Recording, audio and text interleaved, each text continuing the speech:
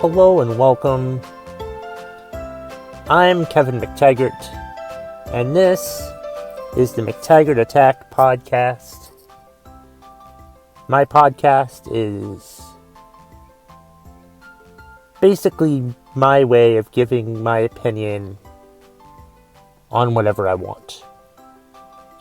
Typically, it's what's pissing me off. Almost every episode, each week, the 3 or 4 that I do a week, is what's pissing me off. Except for Wednesday when it's what's pissing you off Wednesday, where I rant about stuff on your behalf. You can reach me by email, McTaggartAttack@gmail.com. You can find me on Twitter at KevMcT, on Instagram at McTaggartAttack. I'm also on Facebook, and there is also a Facebook page for the McTaggart Attack podcast. And so this is what's pissing you off Wednesday for October 9th, 2019, and basically, that's what it is. You tell me what's pissing you off, and I rant about it for you, so you don't have to. That's simple. I get a lot of... I post on my Facebook page asking people, tell me what's pissing you off, and I'll rant about it in an episode. And people are angry. People have a lot of things that they're angry about, and they tell me things to get mad about for them, and I do it. Sometimes I feel like some of them give it to me as a bit of a challenge. Like, hey Kevin, get pissed off about this, right? But hey, you offer me something to get pissed off about, I'm going to get pissed off about it for you, because it's what's pissing you off Wednesday. I'll also post it on my Twitter account, but most of my suggestions come from Facebook. To be honest, Twitter's not as strong as Facebook when it comes to what's pissing you off Wednesday. I'm sad to say. That's sad to say. I'm calling out Twitter right now. Come on, Twitter followers. Bring up your A game on these what's pissing you off Wednesday rants that you want me to rant about for you. All right. So how it works is, each episode, I will rant about stuff for 5 people. 5 different people. I don't do the same person, for the whole episode. Although, with my friend Leslie Zebrowitz, I easily could do all of hers in one episode. But I'm not going to do that yet.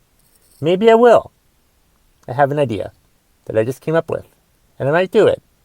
But she doesn't listen to it anyway. But I should do it. But I'm going to do it, and it's going to be a surprise. Anyway,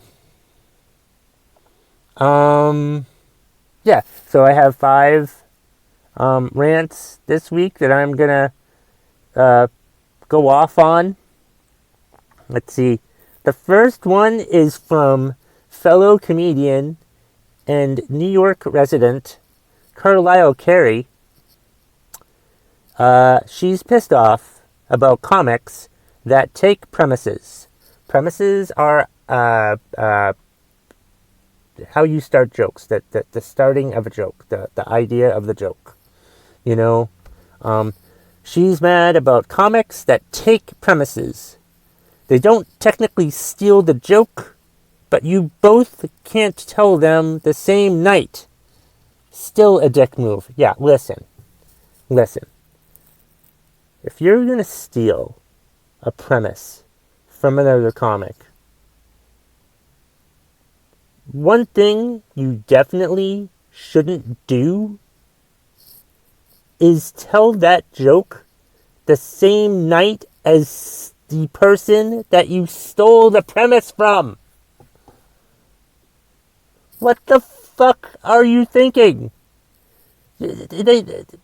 Comics are very observant people. If you steal a premise from me and tell that joke the same fucking night, I'm gonna notice it. And I'm gonna get mad. I'm gonna get mad at you for stealing my premise from me. I mean, if you do it some other night, that's perfectly fucking fine. I guess. But if you do it like the same goddamn night at the open mic that I did, that shows a lack of creativity on your part. You're letting somebody else do the fucking work for you, and you're thinking, oh, I could do that. I could do that premise. I could do a joke about that. Yeah, all right, perfect. Yeah. Well, that's fucking ridiculous. Don't fucking do that. If you're a comedian, up-and-coming comedian, don't steal premises and then tell that joke in front of the comic that you stole the premise from. What the fuck are you thinking? What the fuck are you thinking? It's just laziness. And it's a dick move, like Carlisle said.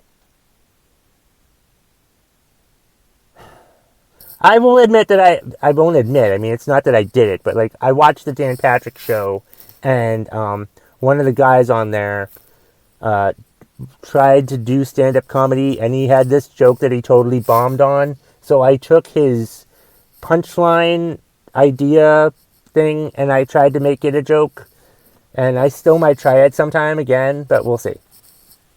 But that's different from this. When you're at an open mic and you can't think of a joke, and you hear another comedian tell a joke and you use their premise instead of coming up with something on your own, you don't use someone else's premise from an open mic. You know, just try to be creative. Think on your own. Use your own fucking brain to make up a fucking joke. And if you can't make up any motherfucking jokes, go to some spoken word moth show instead.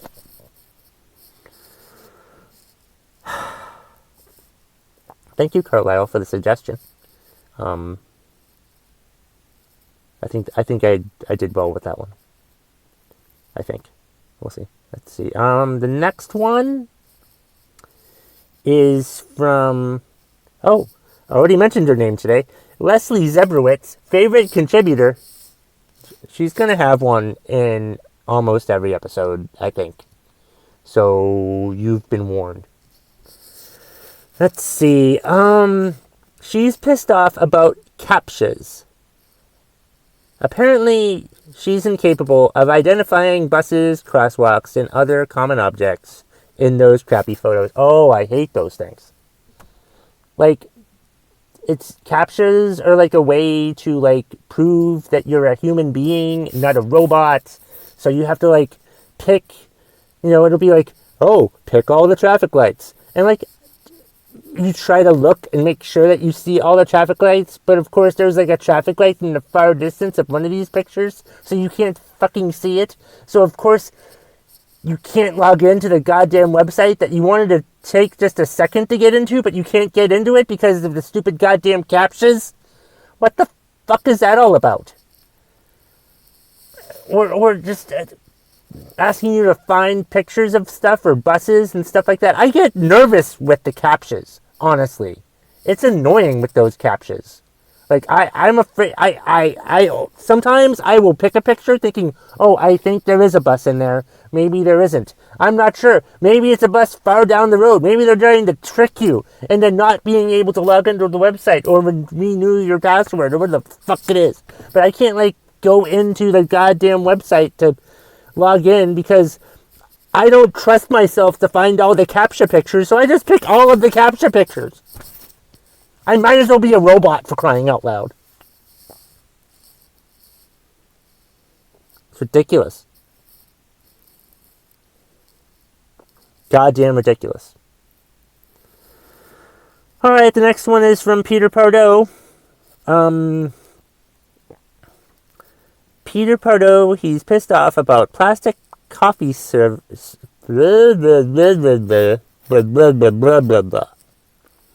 Plastic coffee stirrers wrapped in plastic at Circle K.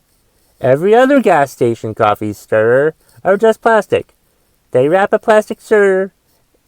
Why wrap a plastic stirrer in plastic wrap? That's just stupid and wasteful. Agreed. I mean, I take my coffee black. But I mean, if I was going to stir my coffee, I wouldn't want to use a stirrer. And if I wanted, just, you go to most coffee places and the stirrer is just plastic in there. And you don't have to take it out of any plastic wrap or anything like that.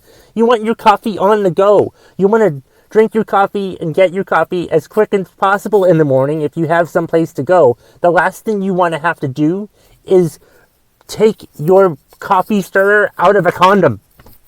Is basically what you're doing. You're removing it from some plastic wrap. Why the fuck would you want to waste goddamn time at Circle K? God damn you, Circle K and your coffee stirrers. What the fuck is that about? Explain yourselves. It's a waste of goddamn plastic paper. Why the fuck do you really need to put your coffee stirrers in plastic wrap? What the fuck is that all about? Are you afraid that you're going to drop the stirrers on the floor and just put them all back in the goddamn cups? Is that what you're going to try to fucking do? That doesn't make any goddamn sense. First of all, Circle K, their coffee is shit. I've had their coffee before. Not a big fan of Circle K coffee. Secondly, you can tell how shitty a coffee place is when they put their coffee stirrers in plastic wrap that you have to unwrap, but you can't unwrap because some plastic wrap is just so fucking ridiculous that you can't unwrap it. So you have to go somewhere else to get a coffee stirrer from something else, or use your pen, for God's sakes, or something like that.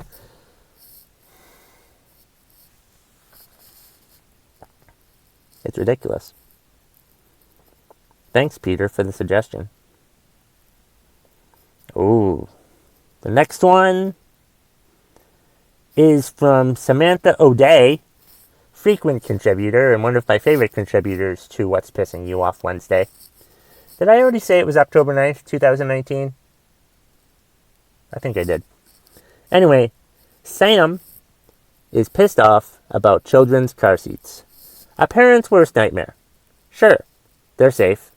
They're so safe that once you finally figure out how to get your kids in, you will never ever get them out again. Oh my God. Jesus Christ, what the hell is up with that? What is wrong with those people, with the creators of car seats? If you're going to make a car seat, make it so that you can put the kid in the car seat and out of the car seat and make it as safe as possible. Like if you're going to secure them in the car seat, can they make it so that you can get them out of the car seat quicker? Like just pressing a freaking button or something that they can't get to? Maybe put a button underneath or to the side of the fucking car seat so the kid can't press the button and get out of the freaking car seat. You're going to kill your child removing your kid from a car seat. How goddamn hypocritical is that about a car seat if your kid isn't safe getting out of the car seat? How ridiculous is it that your kid gets hurt getting removed from a car seat that is supposed to protect the kid, when they're in the car? Sure, the kid's going to be protected on the ride, but the kid will never get out of the car again because the mother or the father couldn't remove the kid from the fucking car seat. Make better car seats, goddammit.